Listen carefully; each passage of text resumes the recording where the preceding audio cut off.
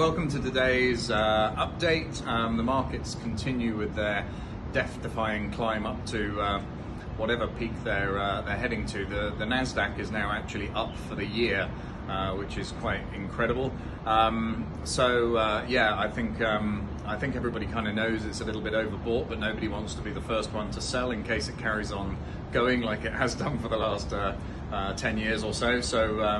Yeah, it's kind of a who flinches first kind of moment, I think, for a sell-off. But obviously all of this is predicated on people believing that the worst is now over, we're over the hump, and it's all downhill from here on in, and everything is going to get better. So yeah, I guess we just have to wait and see. As I've said many times, I don't think any resurgent second wave or spike is priced in at all, so we could expect some quite significant volatility going forwards. Just a couple of other interesting things going on. Interestingly, I mean, obviously the ECB is throwing everything it can at trying to support debt and buying bonds and all of that sort of stuff, and at the same time a German court has just questioned the legality of the ECB's bond buying program, which basically, if that was the case, would cause the entire EU to implode. Not quite what they have in mind, I'm sure. And also TikTok, everybody's into their TikTok videos at the moment.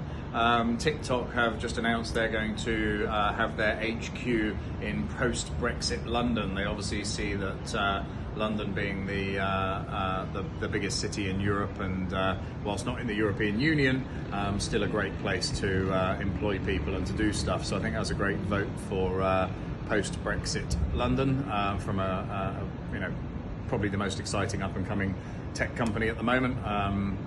So yeah, interesting one to watch there. So I read an article as well that they felt that luxury spending was going to collapse in the second half of the year. I'm not so sure about that. So we've seen in China several anecdotal reports, admittedly, of big spikes in people splashing out on luxury goods, and where people have been stuck at home for such a long time, I think you will see people treating themselves. And obviously the luxury goods market is predicated on the super wealthy, and the super wealthy still have their money post this crisis, so it might actually be the one glimmer of hope, I would say, in stuff going forwards. But definitely one to watch. Clearly a lot of expensive shopping and luxury shopping is travel predicated, so people tend to go shopping when they travel. So obviously with less travel, that could lead to less shopping. So an interesting one to watch. But that's it for today. Good luck, stay safe. Thank you.